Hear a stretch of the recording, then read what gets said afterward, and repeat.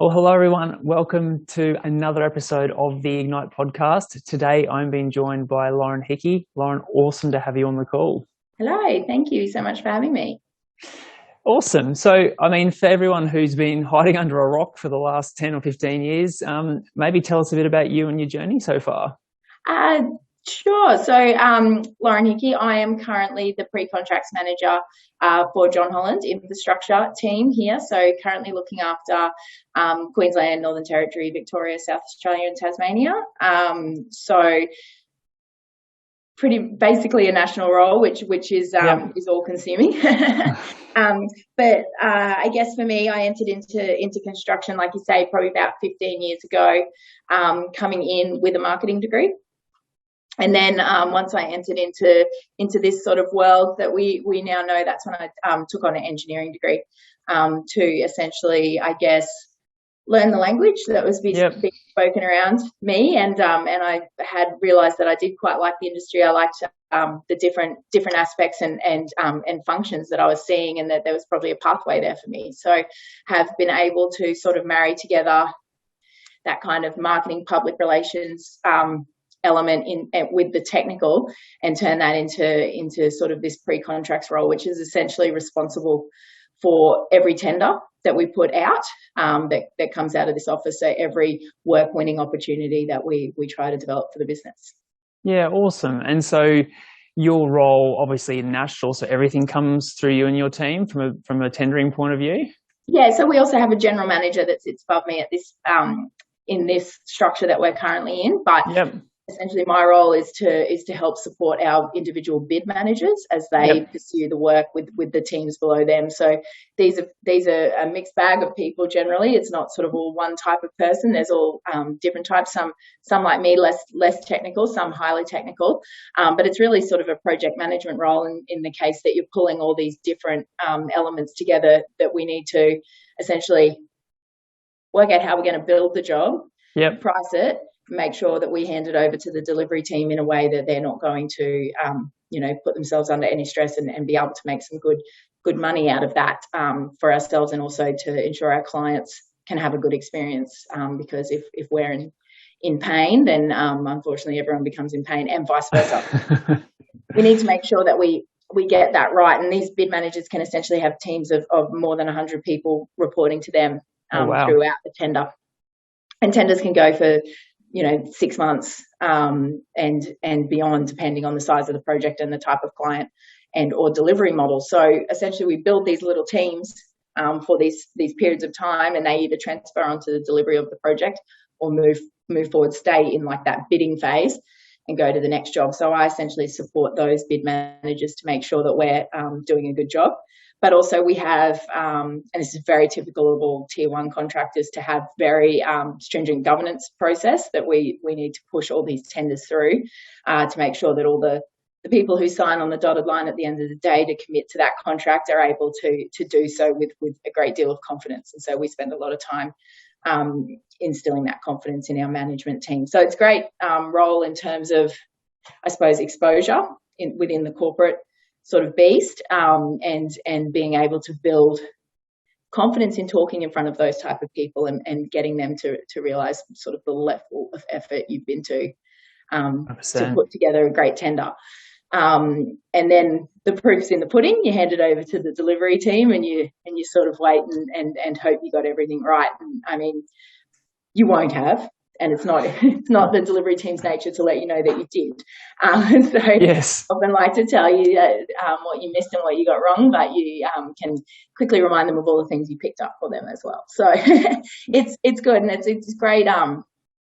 It's a great role for people who either have come out of that site-based experience and maybe want to come into the office. It still can be pretty hectic, but it is kind of you get to go home each night.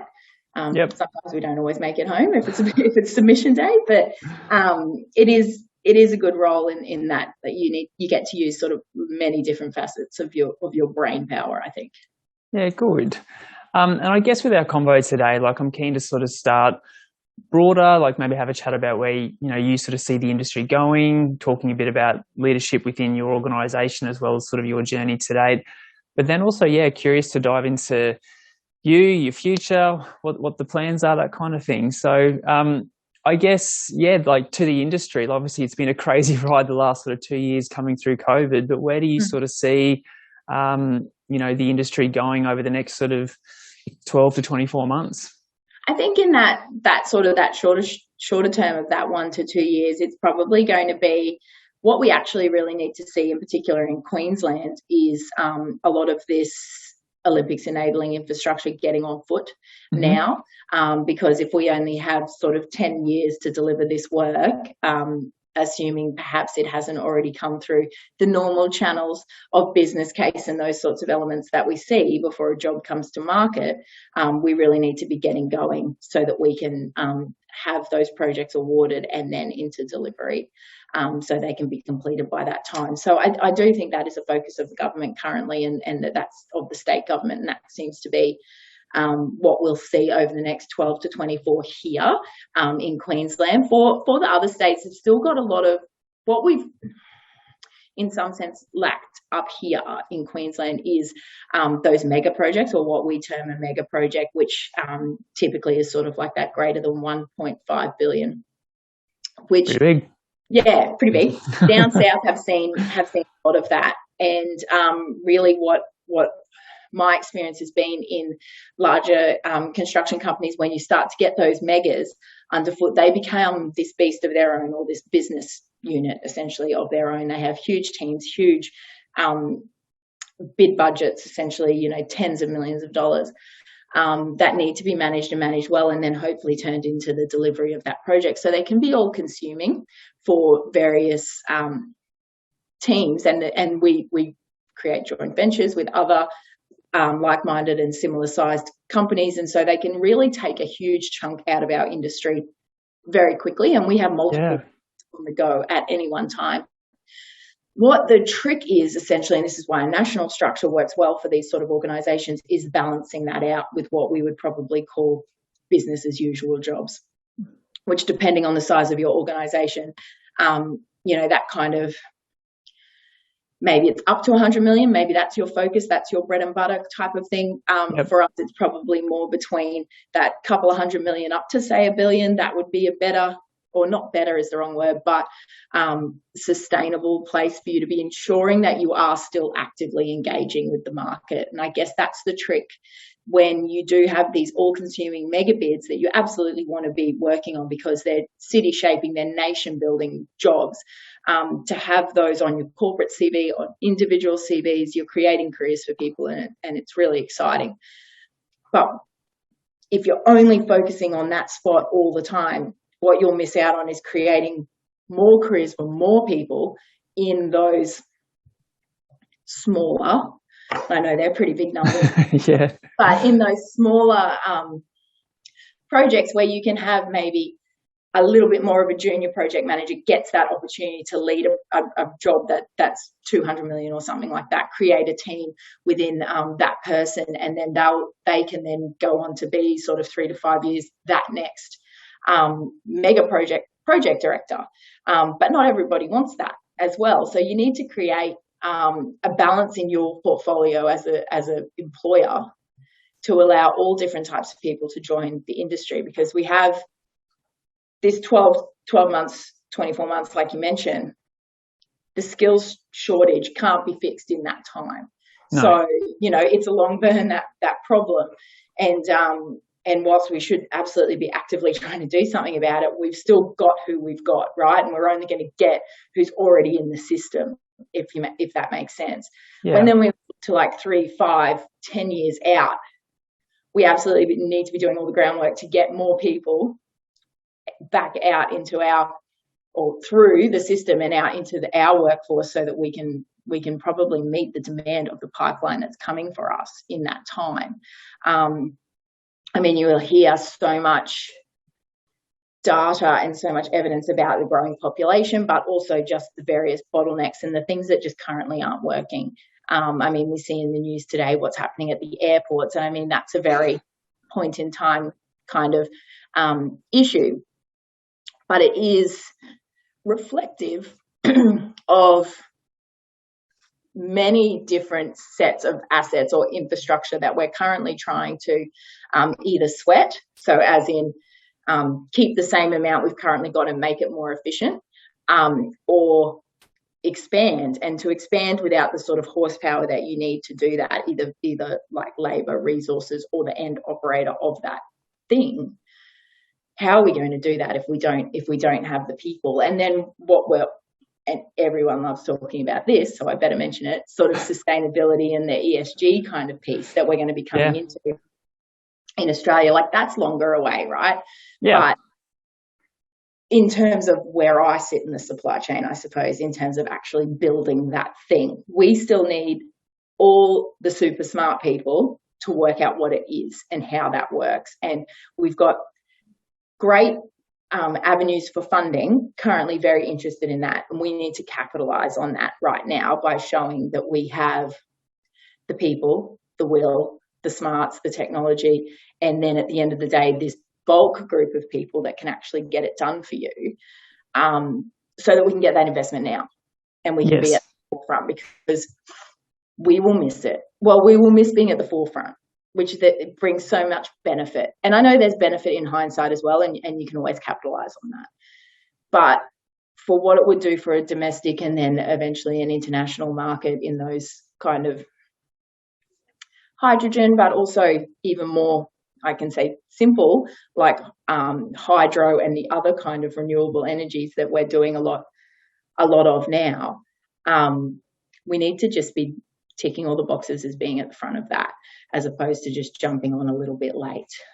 Yeah, and tell me more about that. Like, I'm curious about, so I work with a lot of different clients across a lot of different industries, and this whole sort of renewable space is very exciting, and there's a lot of discussion around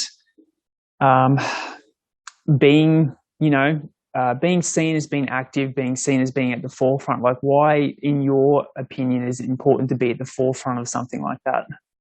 Because I just think it's probably more, for me, in the domestic sense, it will be okay in the end, depending how we get there. But it's probably more that international market that we may, if we're behind, I don't know that we'll necessarily be able to catch up when some other of these nations that are already maybe moving forward, and maybe they're not moving forward more quickly than we could be, but they probably have a clearer pathway. And that's not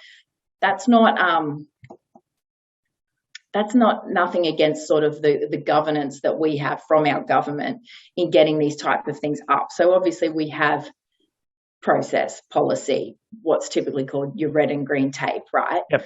And we need to get through that. And I asked this question very recently of someone quite senior in this space.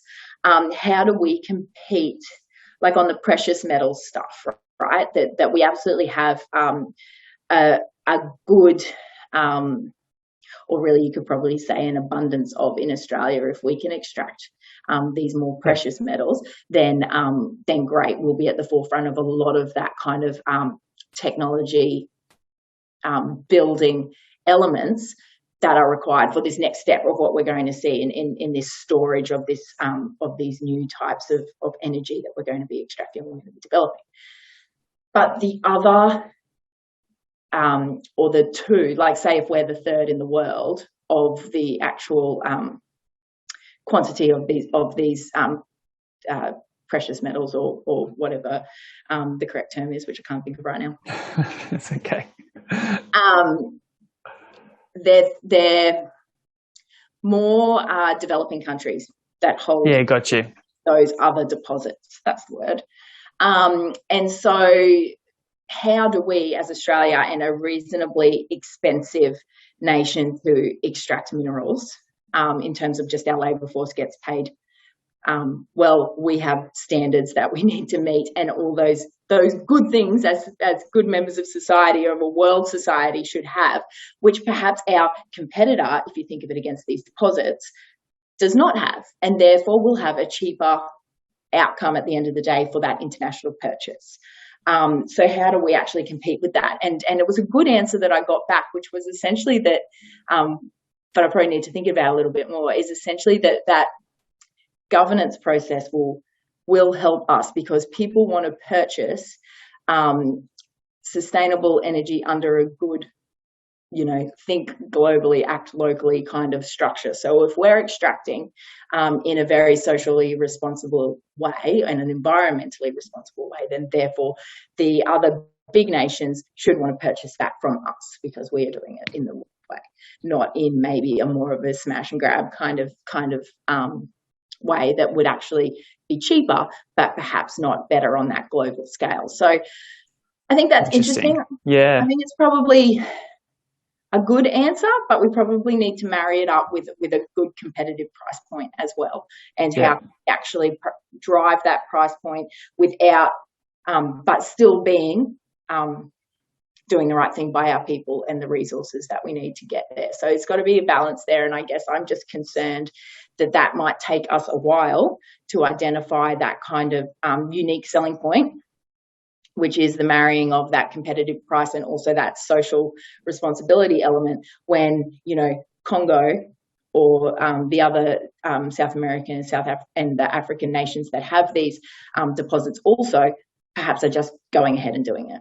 Yeah, super interesting. And you're right, like it's got to be done in a sustainable and ethical way too. So it's a long-term play versus a short-term play. Absolutely. And we all want that, and we know that's the right thing to do. We just need to work out how we package that or market that for sure as the right way, and become that international provider of these things. Domestically, it will be okay.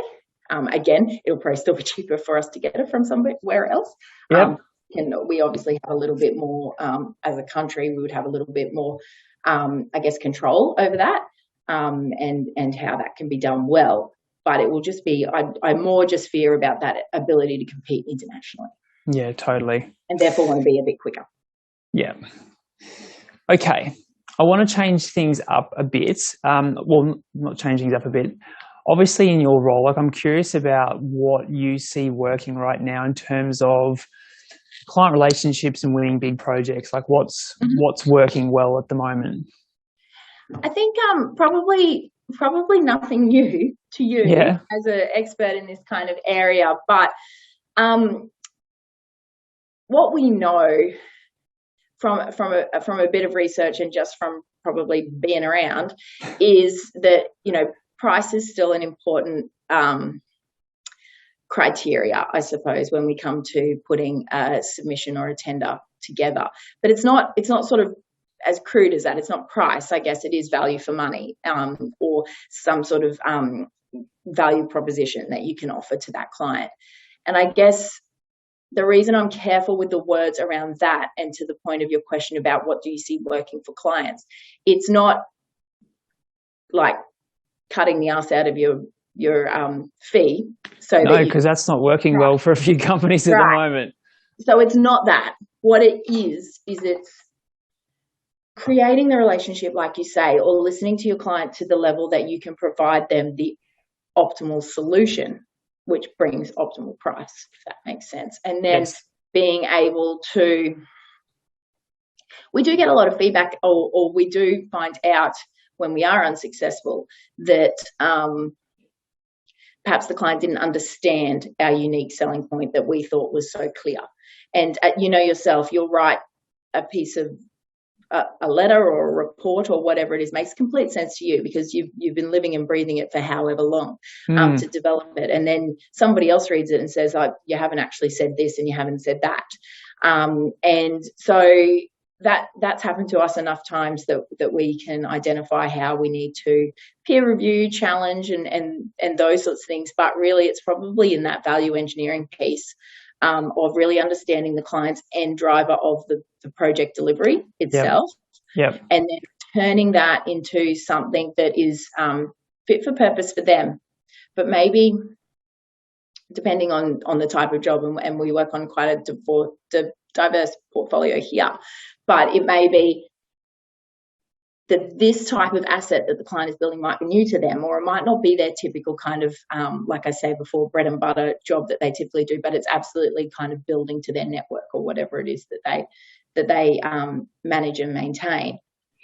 but we may have delivered something very similar to this in a different state, or perhaps overseas, or have individuals that are really skilled in this space. So it's about working in a way that recognises all the effort the client's gone to over the many years to bring this to market, because they don't happen very quickly for a reason. There's reference design and a lot of things that need to happen before we can turn up and tell them we have a different idea, right? And so you need to be careful in the way that you present these kind of things. But if you listen properly and actively to your client and what they are trying to achieve at the end of the project delivery, you can probably help them understand what's actually required at the front end. And in some cases that might be more than what the scope's currently telling you, and obviously that's a trickier and more difficult conversation. But when there is elements that you can optimize or rationalize and work together with the client to sort of realize that coming through in your submission, then you'll probably be a better chance of getting the job. I think it's a tough game in construction and where we are right now. Like you will definitely lose more than you will win. Like that is just, everyone knows that, right? Yeah. So it helps build the thick skin. But I think what we've probably realized is that there's a few people here that are a little bit just about the thrill of the chase, and that sort of keeps us alive, I think, in terms of going through some of these ones where it doesn't really come off, or you think you've done your best and you always think you've done your best and you absolutely bust your butt to get these things across the line, and it didn't work out for whatever reason, and we need to pick ourselves up very quickly and get on to the next one and just keep kind of trucking, I guess. And so we do put a lot of time into our clients, into understanding our clients and building teams internally from our resource pool that's going to deliver the best outcome for them. But really, you've got to be able to develop a solution that is going to get you past the post. Yeah, and there's a couple of things in what you just said that I'm keen to unpack a bit more, because I talk to all of my clients so much about, we're so busy. The market is it's insane at the moment. Everyone is so busy, and what seems to get left behind really quickly is this sort of like the connection, the communication piece with key clients. And we sort of go, well, we're delivering for them, we're doing work for them. Isn't that enough? And I think we've got a great opportunity at the moment to really look at our top 5 or 10 or 20 key client relationships and go, well, we need to, if they're the type of people we want to be working for and with in the next 10 or 15 years, like let's take a long-term view and actually go, instead of just running around like headless chooks at the moment doing everything, let's be really strategic about how we approach those particular client relationships. Maybe there's some B and C clients that we choose to let go of, excuse me, now, and focus on those bigger clients. So I feel like it's a great opportunity to play the long game, but a lot of people are just playing the short game because we're so busy. And I talk to my clients so much about, particularly in the bid process, in the tender process, going to that extra length around, what I call in my language, deeply understanding your client's world. And you mentioned before about you get feedback from a unsuccessful bid that you didn't quite hit the mark. What do you do then with that information? Like, what have you sort of implemented within the team and the business to use my words to better understand what your client's really after? Yeah. So there's probably a few different things in what you say there, and you're right in that we get like this kind of full spectrum opportunity to work with our client from this very early phase where we are trying to win the work, and then we get to go into this super long phase of delivering a job for the client, and I think typically we don't use that element well from a business development perspective or a relationship building perspective. And it's kind of about ensuring that we are doing that kind of internal continuous feedback, so that we aren't then in this front end phase that I essentially sit in, writing, and we're great at this and we're great at that and everything's awesome, when we know perhaps that didn't go so great just last month or whatever for this exact same client. So we need to be doing that. We need to be picking up from this this great opportunity we have to spend years with our client and potentially those next decision makers and be picking up there. What we do, and it's quite typical, is in terms of language, is lessons learned. So we will always undertake lessons learned reports and sessions and elongated strategy sessions, I suppose, if you like, post-attender, pre-attender, and then you will invite.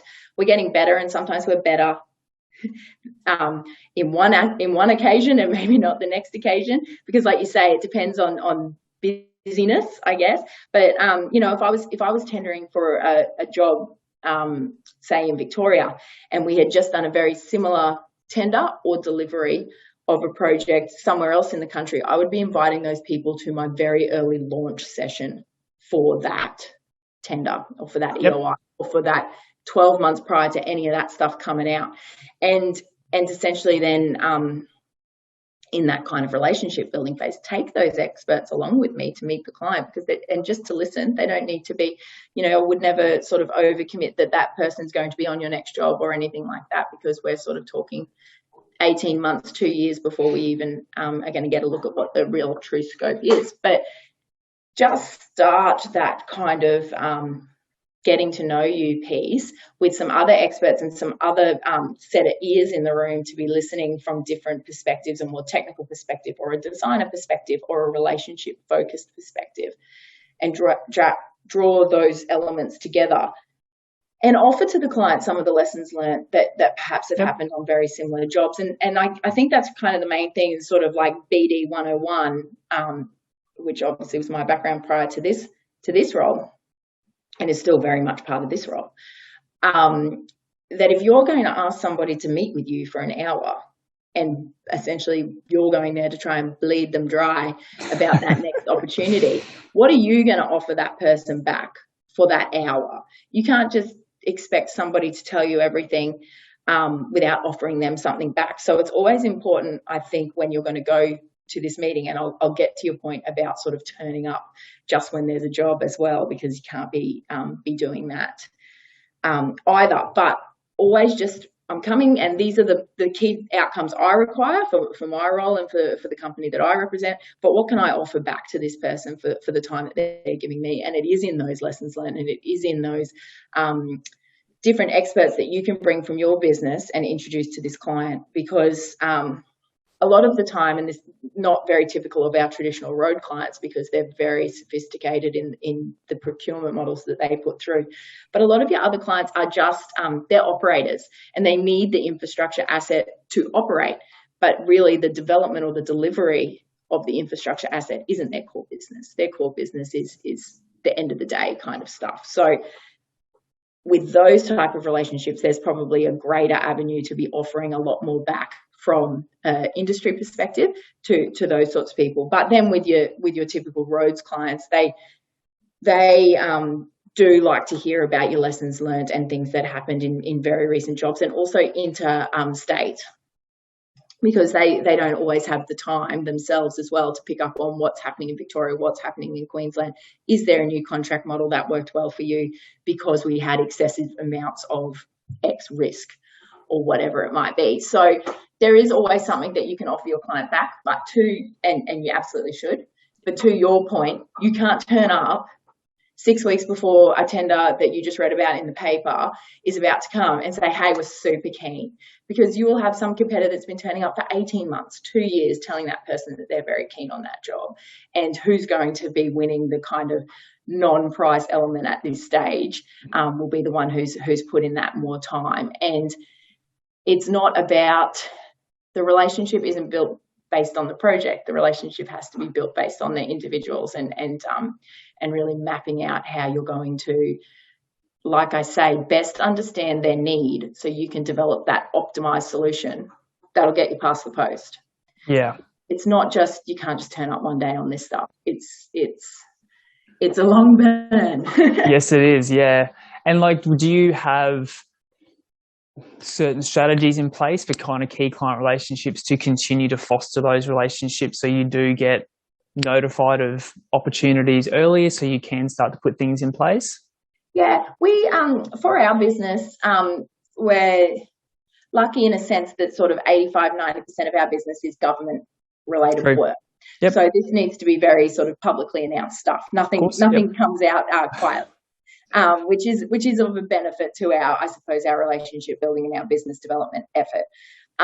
But in those more private clients, which we, again, back to that balanced portfolio, you absolutely want to be able to probably have a better balance than what we're currently seeing, but we're also indicative of the market. So we haven't had a lot of that private investment, but with these new resource sectors coming through now, and off the back of that previous kind of oil and gas boom that we were having, sort of whatever it is, 7 to 10 years ago, it has really just become very heavily a public client kind of market for us, and especially those megas that I was talking about earlier. So that does make it reasonably easy. If you read a budget, and if you can read a budget without falling asleep, you will get a 4-year pipeline presented to you on a platter, basically, from your various state governments, your federal government, and if you're the right kind of sized contractor from a local government perspective. So you'll get a great deal of information from just tapping into those markets. And those, the public sector is also, they see the benefit engaging with you early as well, and know that they need to have that level of engagement. So it is good in that aspect, in that, you know, a big, used to happen back in the day, but a big $2 billion job isn't going to just walk right by and you're never going to see it coming. That's not going to happen. That probably used to happen back in that kind of when the oil and gas really took off in sort of 2005, early 2000s up to sort of 2010. Something could just happen and you would be like, I'm going to get killed for not having that. Where did that come from? Yeah. And it will just be because you weren't in the room at the time, or you weren't seen as a pipe contractor, or you weren't seen as this type of expert in that field, and you'll just be like, oh, I better get the next one. So that was really exciting times, I guess, where you had to absolutely be pounding the pavement, be out there with your clients, and constantly trying to request that meeting. It's become a lot more sophisticated now, I think, in the way that business development probably occurs in the construction market, in that, like you say, there's strategies and there's different things that we employ to make sure we're tracking, to make sure we're doing sort of, you know, buzzword, but like the zipper diagrams, to ensure that the different levels of businesses are getting to know one another. And we have champions of our relationships in the business development managers and our general managers to some extent that are tasked with absolutely owning these relationships and ensuring that the entire business is kept up to speed. Yeah. The other thing we compete on, and I mentioned about sort of having that optimal solution that drives a good price outcome, but we compete on people. So as a big organization, I tell the story of essentially you get a capability statement from my organization, the one I previously worked at, and another one. You cover the logo, it's the same. It's got a very similar photo on the front. It's filled with very similar types of projects. Yep. Only thing that's different is that Josh works here, or Loren works here, or one individual or a collective group of individuals that have worked on the exact same project or had the exact same challenge in their previous and overcome because, and all that sort of thing is really the true differentiator. And you would probably know better than most and better than myself about what the market is like at the moment for employing people. Yeah. And who is wearing the pants in that relationship. And it is not the employer. It is not. It is not. So being able, and then it's a merry-go-round at the same time. So keeping that very excellent person that is very good at certain things, when you perhaps didn't win the job that they would absolutely love to see next on their CV, they're very difficult to keep. So you need to be able to create some sense of loyalty, retention, and those sorts of things within your people, so that you can keep that key differentiator to your clients, because they are dummies. They know the experts in this field. They know that that person is the person that will likely deliver their job no matter who wins it, probably. But if we can keep them for longer in our business, or forever in our business, which would be the goal, then that's the true differentiator that we can offer. And these are the smart people that will drive that price outcome for you as well. So it's very much, you know, when you have all your pieces together and you're absolutely humming in this kind of bid space, and you've done all your great work with the client relationship, and you're having interactions with them throughout your bid phase, and that's all going really well, and you've got a great team that's sort of supporting you from here corporately as well, you get this feel that everything's going great. Still doesn't mean you win the job, but you at least know you left no stone unturned and sort of nothing in the tank, which is kind of one of our key drivers that we just always aim or strive to achieve here, is just nothing in the tank. You gave it your best shot. That's because a lot of things become out of your control, what a competitor will do, different individuals that may be evaluating your submission and those sorts of things. You just need to make sure you absolutely gave everything to that, and then hopefully get the outcome you deserve. 100%. And it is all about people, right? You know, people like doing business with people they like. So it's about building an amazing team around you. And it all comes into that culture piece, I think, because if you have got this team, and you know, they're not easy to come by, they're not easy to build. They have to happen organically, and that takes time. And that's why you'll often see sort of groups of people move around eventually when sort of things start to change or whatever, because they know their crew, if you like, and that's probably more in delivery than in the space that I work in. But when you do have this good feel, you get good outcomes. For sure. 100%. Yeah. I want to go to you, not personally, but you've been doing a lot more sort of what I would call real and raw posts on LinkedIn, which is awesome. I love to kind of, you know, break up the staleness that is sometimes LinkedIn. But like, what's the driver behind that? Like, what's the purpose? Yeah, I guess I made a pretty conscious decision a little while ago. I think it was probably more at the start of last year, that I thought, really, I was just sort of thinking, I'm doing something that I think is probably interesting. I think it's probably interesting to other people similar to me, and I don't necessarily kind of mean female or a mum, but I mean maybe not that technical background, or maybe just busy and just getting a lot of things done in a day, balancing that in sort of a 50-50 partnership with my husband and our two kids, and I just thought, I'm going to put it out there. And show people the real me, and try to, I guess, essentially use it in that kind of you can't be what you can't see frame of mind, if that makes sense. So I do a lot of work with NAWIC, which is National Association of Women in Construction. And to that point I made earlier about trying to get people through the system so that we can pop out and have the resources that we require to meet the huge pipeline of work that is coming for us over the sort of next 5 to 10 years. We need to be engaging better with 50% of the population.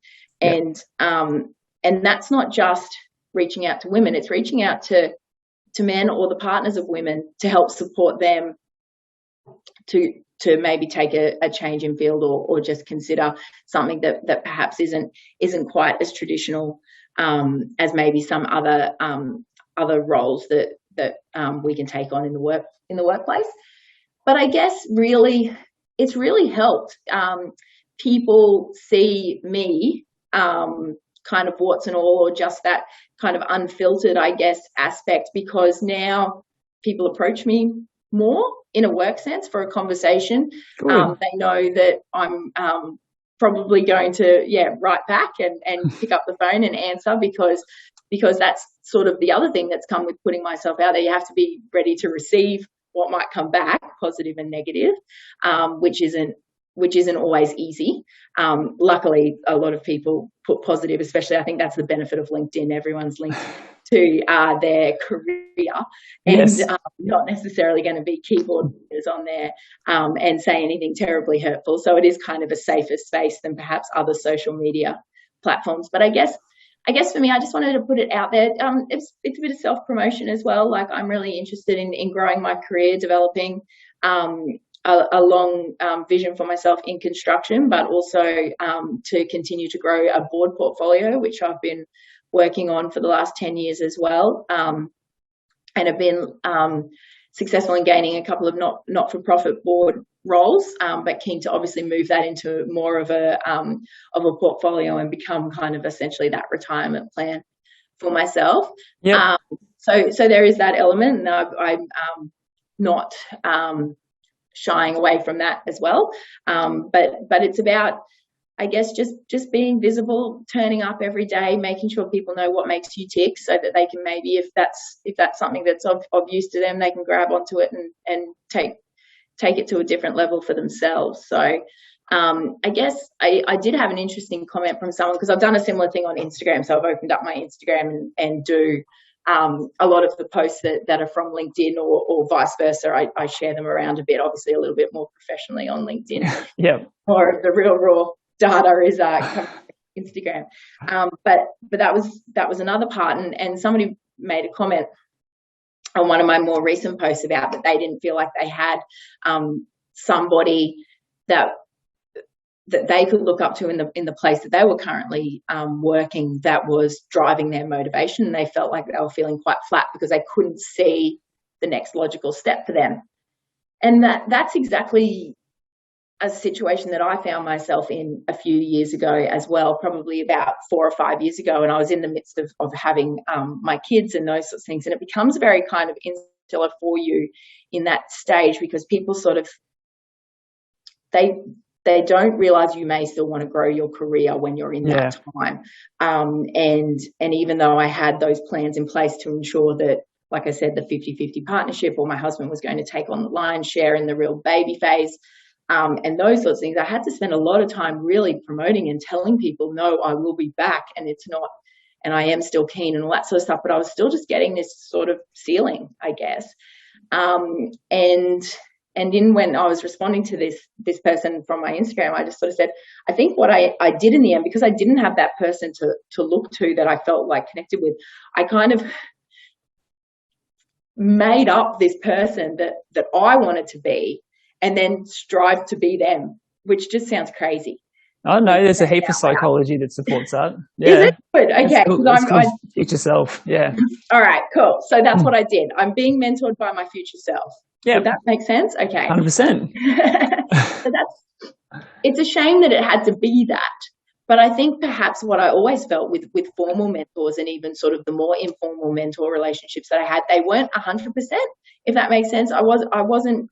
You have to have multiple, I think, to piece it all together for what it is for you. But in the end of the day, you need to work out what it is you want to be in this future self, like you've just taught me. And then, so I'm just trying to be her. And she'll probably change a little bit as I work out the different steps as I go through, but sort of just created this not fantasy, because I want it to be reality, but this person. And then we'll build on all the other little bits of good information that I get throughout the time to do that. And so I think that was really cool to see that somebody sort of just felt comfortable to blurt out that comment to me and say all these nice things about what I was doing and what I was showing them in my life, even though there's some crazy elements, but no, it's good. And I think I'm getting, it's good positive feedback, and keen to keep it going. Yeah, definitely. The content keeps coming. It's happened to me. So that's good, because that was probably one of the, if I'm going to put myself out there, what am I going to put? Well, it's nice and refreshing to see. Like I said, and I think it's, this sort of stuff just happens slowly over time. Like, you set out to make a bit of an impact. It won't happen overnight, but over time, with that sort of consistently turning up, you'll build that following, and you'll start to have a positive impact on the lives of others. So it's amazing to see. Oh, thank you. No, it's been good. I appreciate it. So Loren, final question. And I ask this to everyone who comes on the podcast. So with all of the, the success that you've had, the learnings that you've had, all the things that you've kind of learned over the course of your career, say you're catching up with the 10-year younger version of yourself, what advice would you give to your 10-year younger version of yourself? is a good question. I think it would be best to just let her know that you can be yourself. So I spent a long time probably trying not to be someone else, but just mask a lot of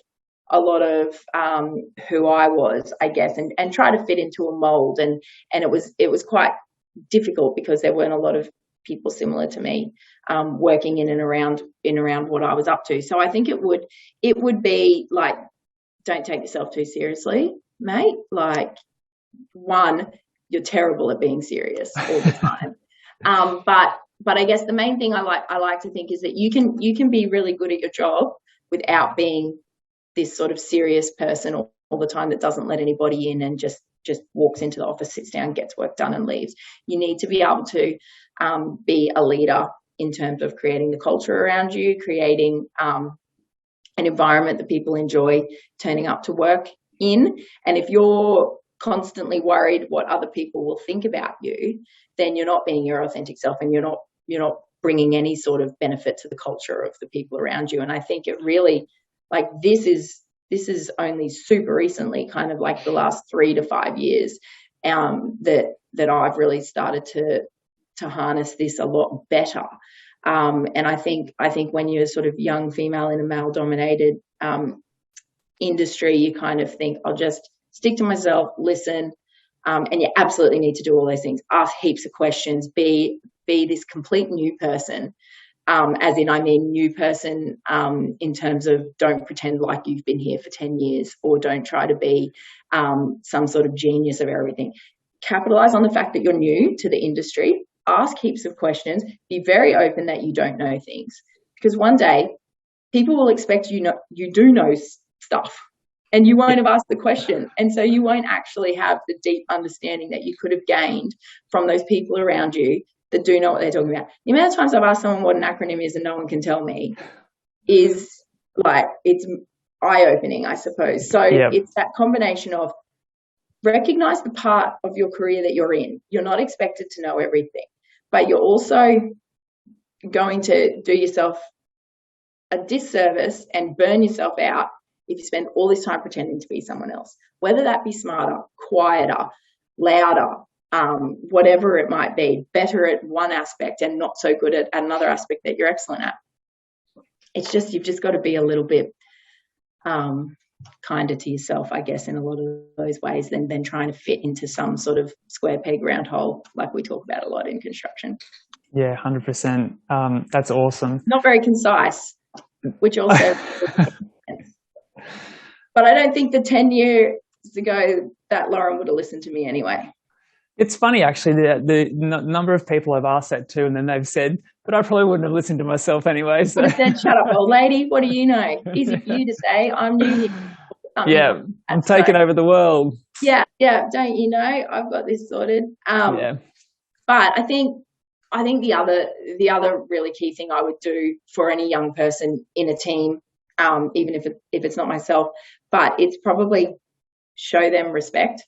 Turn up for them as well, because the amount of times you kind of feel like as the grad or as the more junior person shoved in a corner and like you're the only one that's grinding out a lot of things and not invited to the certain whatever it might be, because we only invite this level and above. We do a lot of that in these sorts of organizations, and I think it's really about being open and making yourself available to the younger people in the organization, because like I say, we don't have we're like the second or third highest industry for employment, but it's not like everybody's coming in droves to be joining the construction sector for various reasons, and there's some sort of that we don't have the best reputation as being engaging and involving and warm and a place where we're going to nurture somebody's career and those sorts of things. And we absolutely kind of need to have a little bit of a rebrand on some of that as well. Yeah, totally. So that we can benefit from an abundance of people. Absolutely. So, Loren, I've loved our catch up today. Thank you for being real, honest. Yeah, it's been great. Where can people follow along you on your journey? Oh, so yes, like I said, I've got my Instagram, which I think if you just look up Loren Hickey, you'll find me. But my handle is LozDog2000. Very often. So good. The original one I put when Instagram was first invented, which yes, I am old enough for that. And then obviously on LinkedIn, which is just Loren Hickey, which you can find me there. But I'd be very happy if anyone joined along and join in the conversation. Basically, that's all I'm trying to create. Yeah, good. Well, thank you so much. It's been great. Really appreciate it, Josh. It was good to catch up again. Absolutely. Thanks.